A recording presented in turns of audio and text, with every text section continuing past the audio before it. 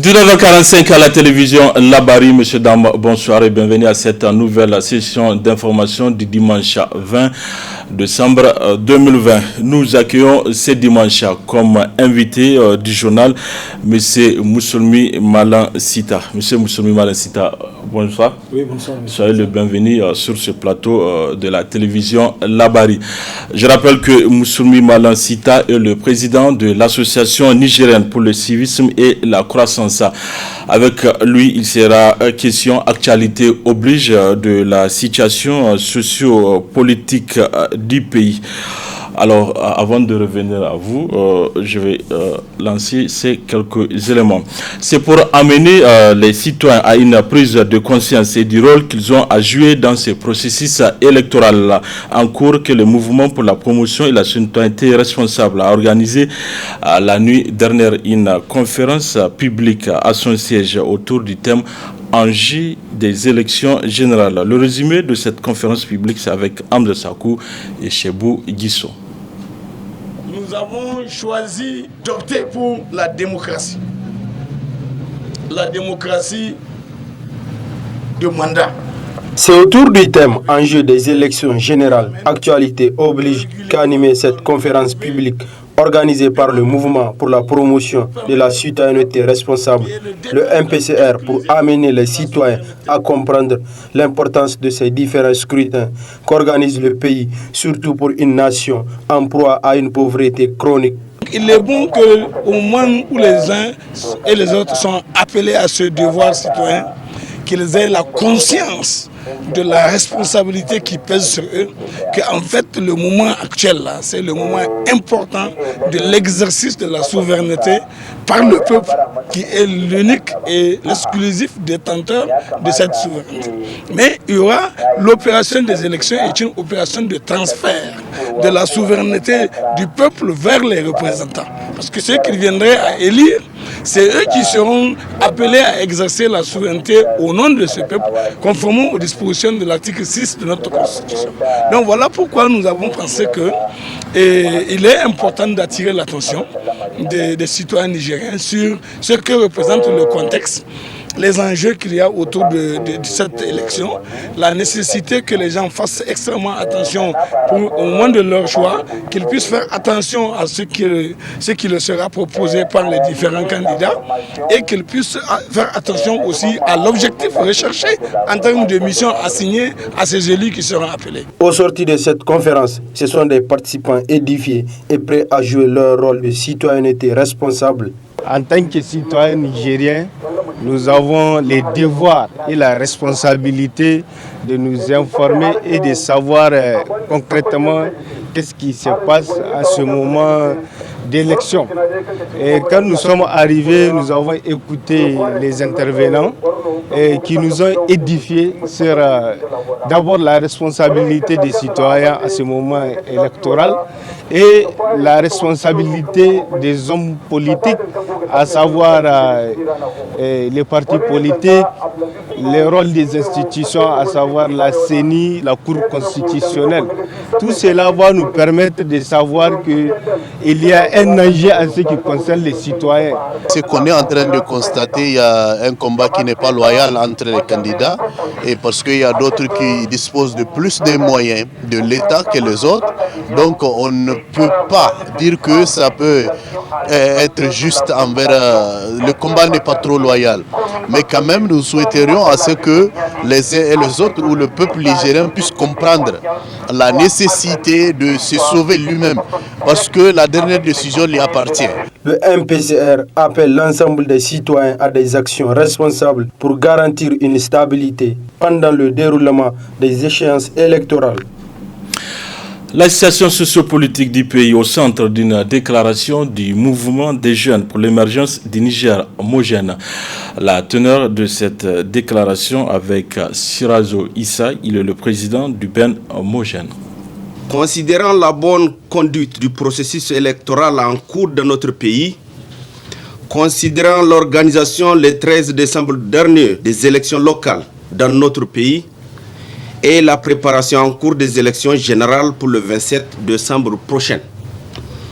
Convaincu de la nécessité d'une alternance démocratique pour le Niger, considérant les déclarations ces derniers jours de certains acteurs politiques attentatoires à la cohésion nationale et au processus électoral en cours, convaincu que la Cour constitutionnelle a définitivement tranché la question au sujet d'une prétendue nationalité d'origine d'un des candidats aux élections présidentielles et de ce fait, clôt les débats sur le sujet. L'homogène soucieux de la préservation et de la consolidation de l'état de droit et de la démocratie, soucieux de l'aboutissement heureux du processus électoral en cours, dénonce les dites déclarations basées sur des suppositions et autres allégations mensongères comme dangereuses et sans fondement et exhorte les acteurs politiques à plus de débat de fond sur les véritables problèmes ou défis du pays. Dénonce par la même occasion les attaques gratuites contre la Cour constitutionnelle, invite par ailleurs tous les acteurs à éviter de jeter de discrédit sur la Cour constitutionnelle, la plus haute juridiction du pays. L'homogène met en garde les esprits malveillants et mal intentionnés contre tout comportement porteur de périls graves pour notre pays et au mépris de la démocratie, de la cohésion sociale et de l'unité nationale. L'homogène félicite le peuple nigérien pour son comportement responsable lors du dernier scrutin et l'invite à poursuivre dans cette même dynamique de responsabilité citoyenne pour des élections générales apaisées. Félicite la CENI pour ses efforts à organiser des élections libres, crédibles, transparentes et acceptées de tous. Invite enfin toute la classe politique à œuvrer sans relâche à la réussite du processus électoral en cours dans le pays pour l'enracinement de la démocratie au Niger. Hier, samedi 19 décembre, le Rassemblement des Patriotes pour le développement RPD à Bazara était face à la jeunesse de l'arrondissement communal Niamey 4. Objectif, échanger avec elle sur les enjeux de ces élections qui nécessitent de faire le bon choix pour l'avenir de ces pays. Hamza Sakou, Ibrahim Abdou.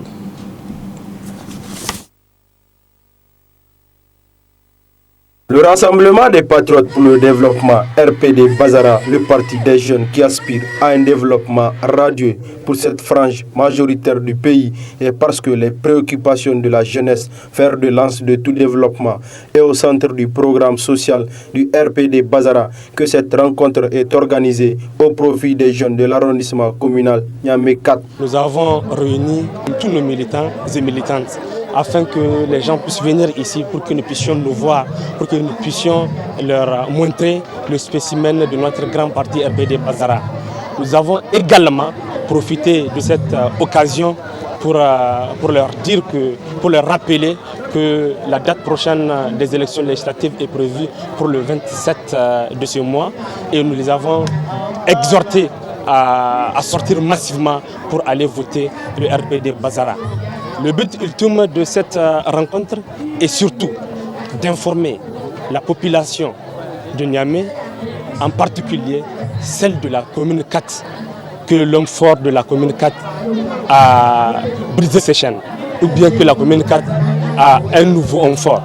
C'est-à-dire qu'aujourd'hui, ça fait longtemps que nous faisions la politique politicienne, mais aujourd'hui ça a changé.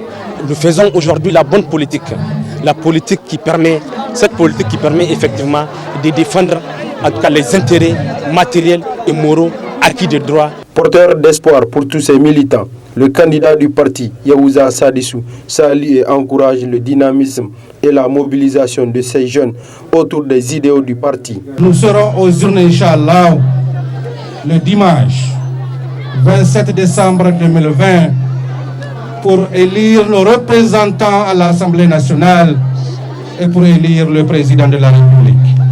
Le spécimen, je crois que a commencé à circuler.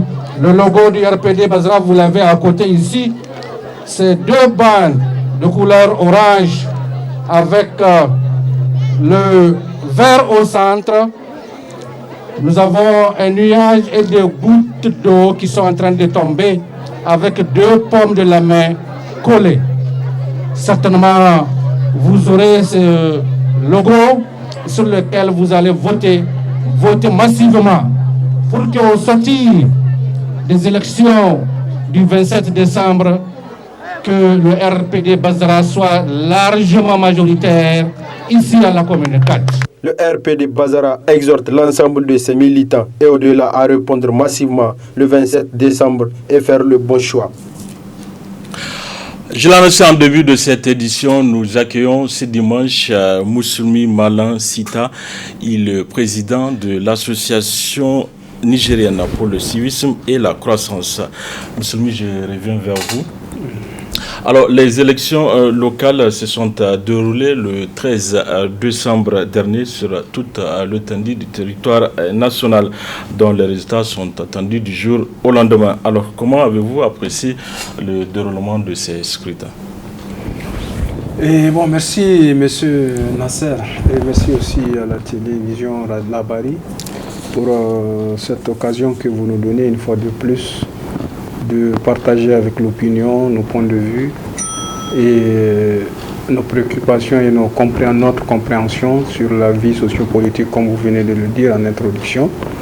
Et ceci dit, à notre corps défendant, nous sommes quand même au regret de constater au Niger aujourd'hui quand même qu'on est dans une phase de processus électoral qui déroge véritablement de la tradition et de l'histoire électorale nigérienne, ce qui est fondé sur le consensus des acteurs parties prenantes sur l'ensemble des étapes concernant le processus électoral.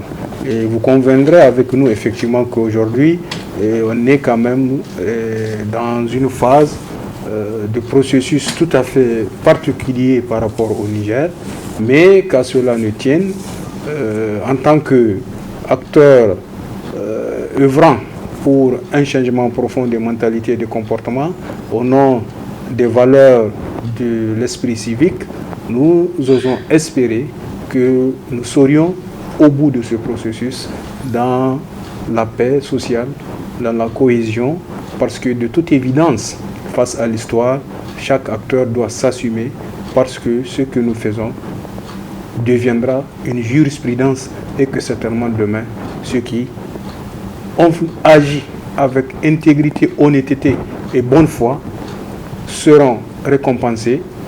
Et maintenant, ceux qui, c'est par mauvaise foi, ils ont pensé agir aussi, effectivement, récolteront, comme on dit, le fruit de leur action. Donc voilà, nous, ce que nous pouvons dire en termes de commentaires de façon générale sur le processus électoral en cours au Niger.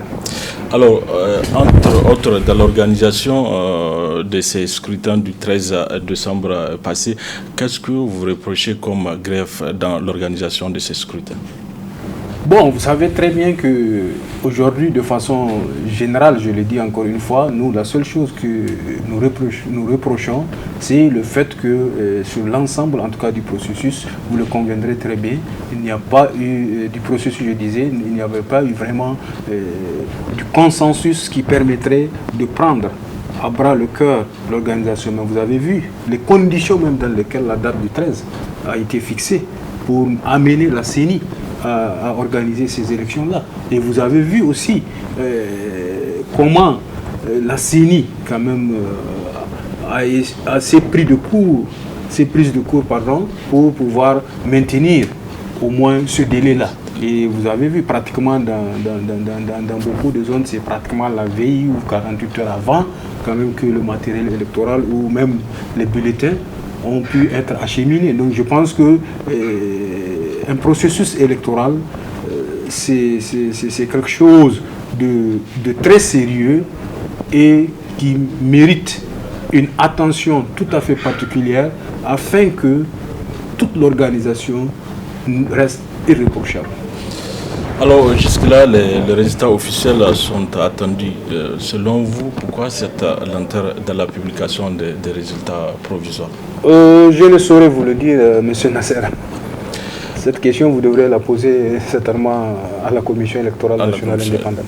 Alors, le 27 décembre prochain, les Nigériens retourneront une fois de plus aux urnes pour les élections présidentielles, premier tour couplé aux législatives, dont une des candidatures de ces 30 candidats pour les présidentielles qui sont sur la liste est contestée, notamment le candidat du PNDS Tarea, au vu de plusieurs saisines au niveau de la Cour constitutionnelle.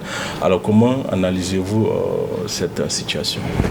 Bon, je pense que comme faisant partie de l'actualité sur ce point-là, vous me permettez de relever juste 3 aspects. Et le premier aspect, je pense que le débat sur l'identité d'un candidat se pose dans une nation serait toujours quelque chose serait la bienvenue. Parce que nous avons en tout cas constaté, comme parmi d'autres, certains acteurs, certaines personnes qui pensent que le débat ne s'y est pas. Je pense qu'il faut être malhonnête, il faut être de mauvaise foi pour que le débat sur la question de l'identité d'un candidat à quelque poste que ce soit se pose. Donc je pense que dans le principe, le débat n'est pas mal en soi. C'est un débat vraiment qui est très correct et je pense qu'il forge aussi par rapport à l'avenir du Niger, qui forge notre devenir commun. Donc je pense que, parce que la simple raison, M. Nasser, aujourd'hui je ne vois pas au Niger un seul village où pour aller aux élections de la succession d'un chef décédé, où il n'y ait pas eu de débat sur l'identité des ayants droit qui, le ministère de l'Intérieur, qui est en amont et en aval du processus électoral, même dans la désignation des chefs de canton, des chefs de village, que ce débat-là ne se pose. Donc je pense qu'à plus forte raison, à un niveau plus important de la nation tout entière. Donc je pense que vraiment, que le débat se pose, ce n'est pas un problème. Donc je pense qu'il faut être encore une fois de mauvaise foi et malhonnête pour ne pas reconnaître l'importance d'un tel débat au niveau national. Et le deuxième aspect que vous me permettez de relever, c'est que dans tous les cas, sur la base de cette question, il faut simplement dire que la classe politique dans son ensemble est tombée dans son propre piège de naïveté et d'hypocrisie. C'est cela qu'on peut expliquer à travers ça. Et le troisième élément, je crois que dans tous les cas, la Cour constitutionnelle a clos le débat autour de la question, mais la problématique de cette question ne devrait même pas se poser sur la personne elle-même. Mais dès lors qu'on a parlé de la nationalité d'origine, je pense que c'est la problématique, c'est autour de l'identité même des parents du candidat. Mais malheureusement, vous avez vu, tellement les gens étaient peut-être passionnés, on est allé sur un angle qui ne devrait pas être, à notre avis, en tout cas, l'essentiel dans ce débat-là. Voilà, moi, en tout cas, ce qui m'inspire cette question-là par rapport aux élections du 27 décembre 2020. Et l'essentiel, ce que nous allons espérer et souhaiter, comme nous l'avons vu tout à l'heure, à travers, en tout cas, l'activité de notre grand frère du MPCR, c'est que les citoyens aient une prise de conscience véritable par rapport à leurs enjeux. Parce que dans tous les cas, ce pays, nous le disons encore une fois, est victime de la naïveté et de l'hypocrisie de sa classe politique tout entière. Est-ce que vous, en tant que structure de la société civile, avant ces élections, vous êtes allé vers la population, les citoyens, pour vraiment les expliquer les enjeux de ces différents scrutins? Et Monsieur Nasser, vraiment pour vous répondre très honnêtement et très, j'allais dire concrètement, pour nous, par rapport à ce que je venais de dire tantôt, pour ne pas me répéter, nous n'avons pas fondé véritablement un espoir de voir les choses se faire dans les règles de l'art. Aujourd'hui, nous sommes jaloux des valeurs républicaines démocratiques et de l'histoire et de la tradition électorale du Niger. Et lorsque nous voyons qu'aujourd'hui, des acteurs qui ont su bénéficier et profiter de toutes ces valeurs font sourde oreille, estiment que bon, parce que nous avons le pouvoir, nous pouvons imposer notre dictat et faire ce que nous voulons, et que les autres, par hypocrisie et par naïveté, pensent que ceux qui ont le pouvoir valent mieux que nous, je pense que nous avons, pour nous, il n'y a plus d'intérêt. Ce qui, tout simplement, nous allons dire, croisons les bras, restons, regardons, et le jour où ce qui va se réalisera, en ce temps-là, nous disons que personne dans ce pays n'aurait pas le droit de poser quelque critique que ce soit sur la conduite que ceux qui auront la destinée auront à gouverner. Parce que c'est ça aussi la jurisprudence dans ce que nous faisons. Et c'est pour ça que nous n'avons jamais cessé d'attirer l'attention en termes de responsabilité de tous les acteurs, au-delà des acteurs politiques. Parce que c'est l'avenir du Niger et ça veut dire que chacun à un niveau donné de sa responsabilité a le devoir de vérité et a le devoir de créer les conditions à ce que ce qui devrait se faire au Niger honore non seulement lui, sa personne et sa fonction, mais honore aussi le Niger et les Nigériens dans leur ensemble. Alors, pour ces élections, on constate l'implication de la jeunesse. Alors, comment appréciez-vous cela ? Bon, vous savez, souvent, nous avons quand même l'habitude de le dire, même si les gens pensent que aujourd'hui la jeunesse en tant que fer de lance du développement, c'est que l'appréciation peut être relative selon l'angle sous lequel on se pose, mais nous estimons très bien et très sincèrement que la question politique est une question très sérieuse qui ne saurait être prise au hasard et que l'opportunisme ne devrait pas l'être. Parce qu'aujourd'hui, nous, le danger que nous vivons, c'est vrai, nous passons tout le temps à dire que ces vieux-là, il faut les mettre dans les placards parce que ces vieux, ces routiniers de la politique nigérienne nous fatiguent, mais c'est que la vérité, est-ce que nous avons en face une jeunesse dynamique, responsable, consciente et qui a une ambition de développement. Parce que notre compréhension de notre jeunesse d'aujourd'hui, c'est que nous avons une jeunesse orientée vers tout simplement l'opportunisme, que ce soit au niveau des postes, que ce soit tout simplement de l'argent facile. Ce qui fait que cette jeunesse-là, si elle se rend compte véritablement de sa capacité et de sa force de mobilisation, le problème ne se poserait pas quant au changement générationnel. Malheureusement, vous avez vu, c'est cette jeunesse qui est manipulée à tous les niveaux, à tous les échelons. Aujourd'hui, vous le constatez, M. Nasser, les différentes commissions électorales de la CENI, les différents bureaux de vote, ce sont les jeunes qui sont en première ligne. Et s'il y a trituration, s'il y a manipulation, ce sont ces mêmes jeunes-là. Pourquoi ? Pour des choses qui ne valent pas la peine. Et c'est pour ça que nous continuons à dire que si aujourd'hui notre jeunesse est consciente et des enjeux et de la responsabilité qui pèsent sur les épaules, comme l'a dit le grand frère tout à l'heure, c'est le contexte actuel qui est la meilleure opportunité, la meilleure occasion de se défaire de cette classe politique routinière dont j'allais dire, qui pendant combien d'années est restée égale à elle-même en termes de rancœur, en termes d'hypocrisie et aujourd'hui qui ne voit pas qu'elle est condamnée à l'essentiel, c'est-à-dire sauver le Niger et amener le Niger vers la prospérité pour que leurs enfants, leurs petits-enfants soient fiers d'eux demain. Donc, à vous suivre, il reste beaucoup à faire pour amener cette jeunesse à comprendre véritablement son rôle dans un développement du pays. Ah mais bien sûr, il reste beaucoup à faire. C'est pour ça que nous sommes dans le domaine et la thématique de la mentalité, le changement de comportement. Parce qu'en fait, M. Nasser, vous savez, dans la vie, comme on dit, les hommes sont égaux. C'est-à-dire que personne, il ne faut pas penser qu'un tel est meilleur à moi que c'est lui qui doit avoir pour que moi j'ai. Il faut se dire tout simplement dans la tête qu'un tel ne vaut pas mieux que moi. C'est juste des questions de temps et d'opportunité et d'occasion. Vous comprenez bien. C'est la fonction qu'un tel aujourd'hui est en train d'occuper. Un jour, quand j'aurai l'opportunité, c'est-à-dire par le mérite et l'excellence, je pourrais faire mieux peut-être que lui. Vous voyez bien. Mais lorsque déjà, on se met dans la tête que bon, dans tous les cas, les autres valent mieux que nous et que l'essentiel, nous, qu'ils nous donnent quelque chose à manger. Donc, je pense qu'à partir de là, il y a un problème. Et c'est pour ça que le travail fondamental au Niger aujourd'hui, c'est d'amener les jeunes à avoir confiance en eux-mêmes, à se dire que nous sommes aussi capables que ceux-là pour faire les choses mieux qu'eux. Tant qu'on est dans cette dynamique, à partir de là, le Niger aura à gagner. Mais voilà la réalité. Et c'est pour ça qu'on dit, aujourd'hui, je disais encore une fois, la politique ne devra pas faire, c'est pas un jeu. C'est du sérieux. Parce que lorsque vous estimez que le champ politique, c'est juste un fonds de commerce, si vous voyez que c'est le seul palier pour être riche, là, vous avez perdu.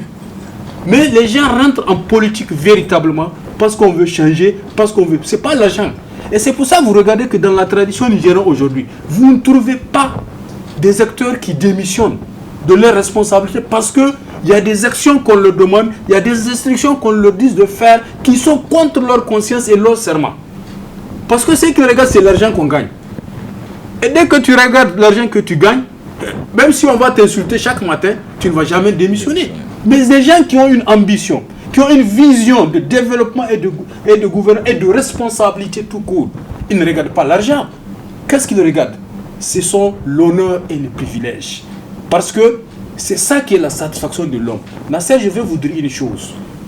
Il n'y a rien au monde qui nourrit l'homme que la reconnaissance de ses efforts. La satisfaction de ce qu'il fait, du travail bien accompli. Le devoir bien accompli qu'il fait. Mais lorsque un homme fait un devoir, accomplit un devoir contre son gré, contre sa conscience, contre son engagement solennel qui est le serment, parce que simplement quelque part là-bas, ce qui l'intéresse, c'est remplir la poche. Nasser, avec de tels hommes, aucune nation au monde ne peut se développer. Et vous pouvez corroborer cette thèse. Comme partout ailleurs dans les grandes nations aujourd'hui dont on veut citer, ou dont souvent même on veut en parler comme référence. Vous voyez combien de fois des acteurs importants, sur certaines situations peut-être qui ne valent même pas les 1 dixième ou le 1% chez nous, ils démissionnent. Est-ce qu'après leur démission, ils n'auront pas mieux? Vous voyez, regardez aujourd'hui au Niger, Nasser. Les gens veulent être ministres. Pas dans l'ambition d'avoir une carrière internationale. Non, c'est juste pour être riche.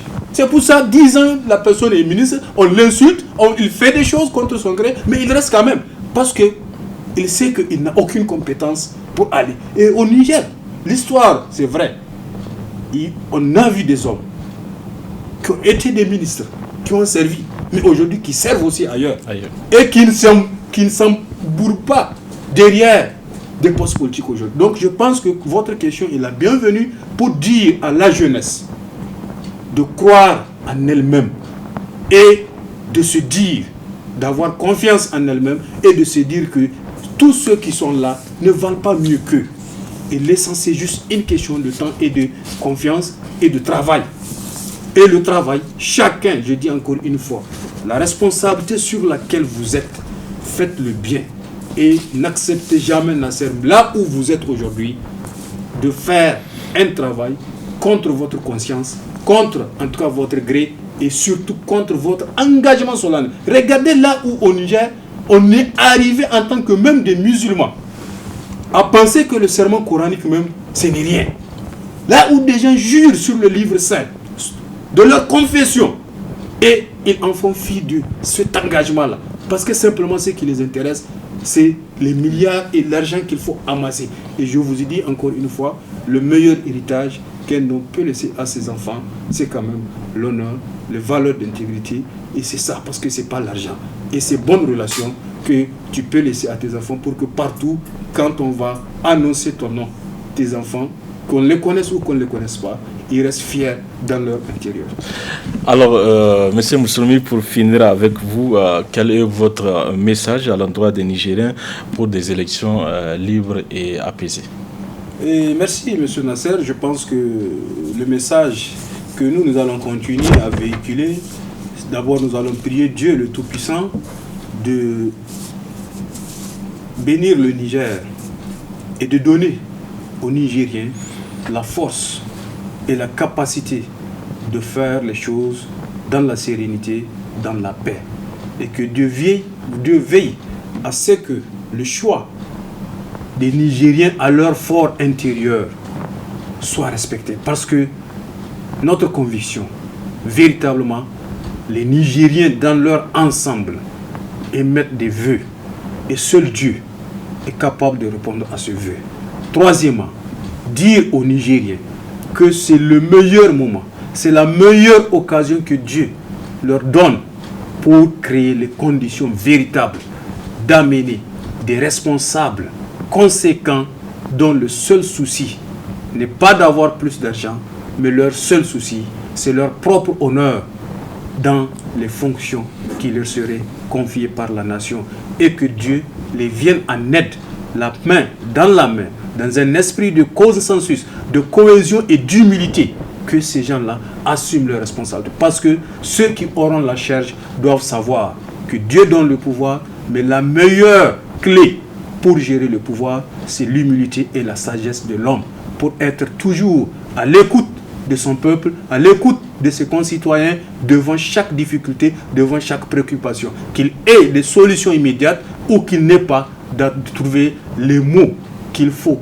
Parce que lorsque les hommes sont blessés, lorsque les hommes ont de la douleur, il faut savoir trouver les mots qui les soignent. C'est pour cela que nous disons que les Nigériens doivent encore prêter attention et que la classe politique dans son ensemble doit se démarquer de sa naïveté et de son hypocrisie. Parce que dans un village, seuls les sages doivent savoir qu'à un moment donné, ils sont condamnés à être ensemble la main dans la main pour sauver l'essentiel au nom de leurs enfants et de leurs petits-enfants, pour que la prospérité se rappelle d'eux dans le meilleur des moments. Monsieur Moussoumi, merci. Merci à vous, monsieur. Merci d'avoir répondu à notre invitation. Je rappelle que vous êtes le président de l'association nigérienne pour le civisme et la croissance. Restez avec nous pour suivre la suite de cette édition. Merci. Le MPR Jamhouria a organisé ce matin un géant meeting à Tillabéri auquel ont pris part les militants et militantes du parti ainsi que les partis alliés qui soutiennent le président du parti Albadé Abouba pour le premier tour des élections présidentielles prévues pour le 27 décembre prochain. Le résumé de ces meetings avec nos envoyés spéciaux Ismaël Moumouni et Sadou Demi. Albadé Abouba, président, c'est ce qui anime ces militants qui lui ont réservé un accueil chaleureux à l'entrée de la ville. Le cortège s'est ensuite dirigé à la tribune officielle assiégée par la population de Tillabéri afin de démontrer son soutien sans faille au charismatique président du mouvement patriotique pour la République MPR Jamhouria.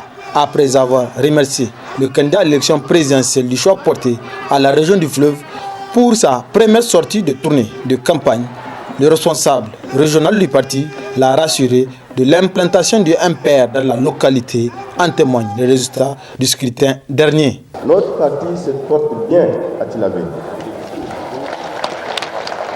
Il est implanté dans toutes les contrées de la région. Nous avons 45 sous-sections et 13 coordinations départementales toutes actives. Monsieur le Président, nous venons de prendre la température par le biais des élections locales qui viennent de se tenir. Nous avons présenté des candidats dans 32 communes dans 32 communes sur les 45 que compte la région. Bien que l'air n'est pas au bilan, où des insuffisances et défaillances seront relatées, nos résultats sont relativement satisfaisants, bien qu'ils ne reflètent la réalité du terrain.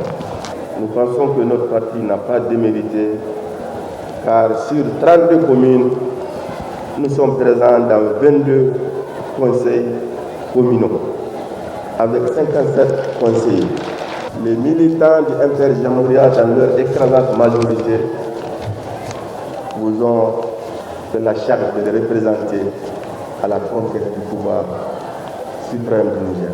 C'est à cœur ouvert et sans langue de bois que le président du MPR Jamhouria s'est exprimé devant ce public nombreux qui chaque jour ne cesse d'apprécier son leadership. Notre choix de démarrer notre campagne électorale à partir de la cité légendaire de Tillabéri n'était pas fortuit.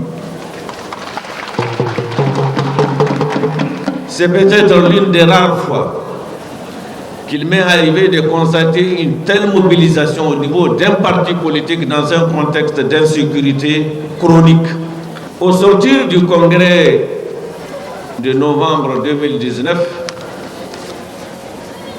bon nombre d'observateurs politiques n'imaginaient pas ou ne pouvaient même pas imaginer que le MPR serait aujourd'hui, à l'instant où je vous parle, la deuxième force politique sur l'échiquier politique national. Nous ne pouvons pas continuer à entretenir l'illusion de la pauvreté alors que nous ne le sommes pas. Nous sommes pauvres dans nos têtes parce qu'on nous a fait comprendre que nous sommes pauvres et on va rester toujours avec une mentalité de pauvre. C'est pour ça qu'on mendie chaque fois.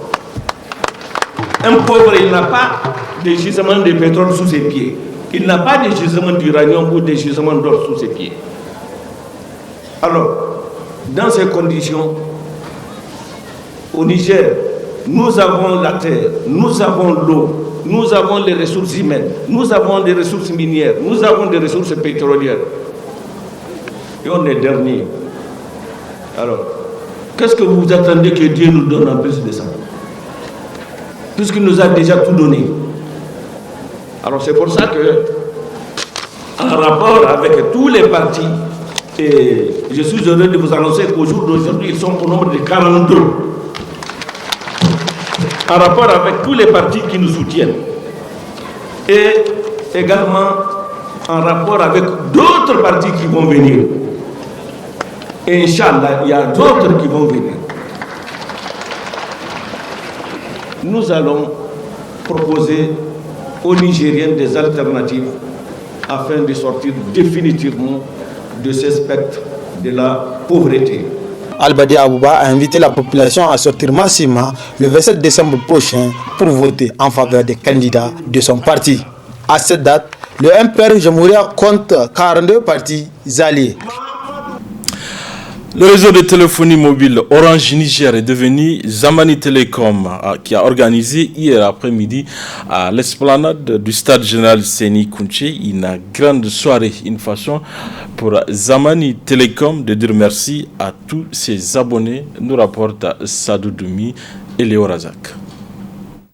Orange est parti, Zamani Telecom est arrivé. Une grande soirée pour dire merci aux abonnés de désormais Zamani Telecom. C'est avec grand plaisir aujourd'hui que nous prenons la parole afin d'annoncer à l'ensemble de nos clients et de toute la population du Niger que nous avons, depuis le 16 décembre 2020, changé de dénomination. Donc Orange est parti, Zamani Telecom est arrivé. Cette soirée, nous la faisons aujourd'hui pour remercier déjà nos clients qui nous ont fait confiance depuis 12 ans et leur réaffirmer notre présence auprès d'eux.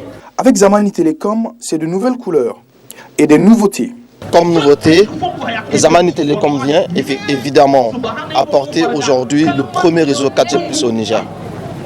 Donc, grâce au premier réseau 4G+ au Niger, nos clients et la population du Niger pourront aujourd'hui se connecter et avoir des débits 10 fois supérieurs à la 3G et 2 fois supérieurs à la 4G. Alors pour accéder à la 4G+, il est simple. Soit votre SIM elle est compatible 4G+, votre téléphone est compatible 4G+, et vous accédez au réseau 4G+ de Zamani Telecom. Et pour ce faire, pour vérifier votre compatibilité au réseau, il suffit juste de faire 2525.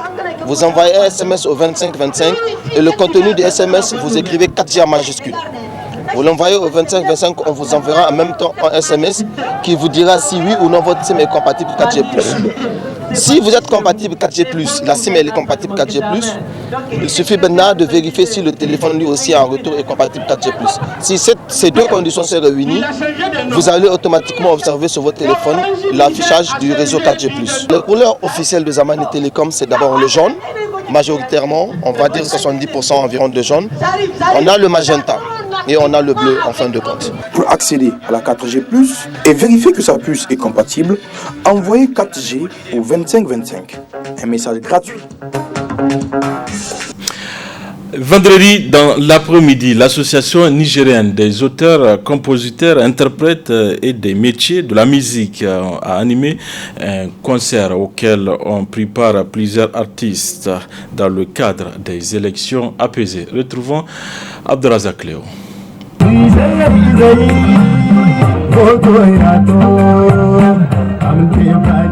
C'est un spectacle de grande qualité, riche en son et en bonne organisation, dans une très bonne ambiance, qu'a offert l'ANASIM, l'association nigérienne des auteurs, compositeurs, interprètes et des métiers de la musique, au public nigérien.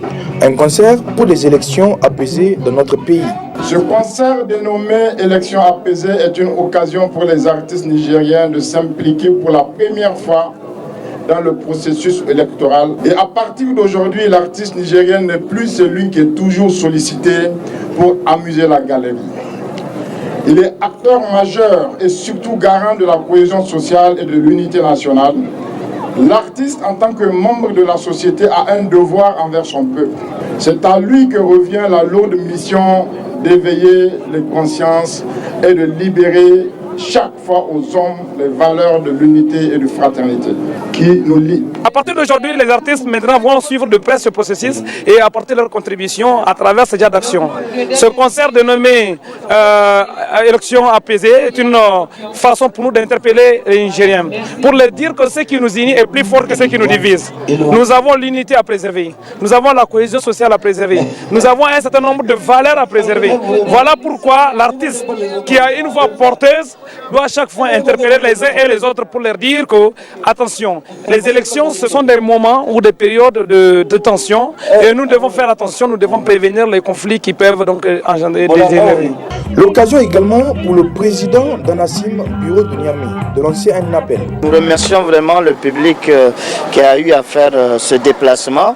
Donc c'est vrai, nous n'avons pas eu le temps de bien communiquer autour de l'événement. Nous l'avons décidé juste dans la semaine et ça s'est fait, Dieu merci. Un concert auquel plusieurs artistes ont pris part, des artistes hip-hop comme de la musique moderne. Et un public venu en masse écouter le message des artistes. A noter que les autorités politiques ont brillé par leur absence à cet événement qui prône la paix à la veille des élections.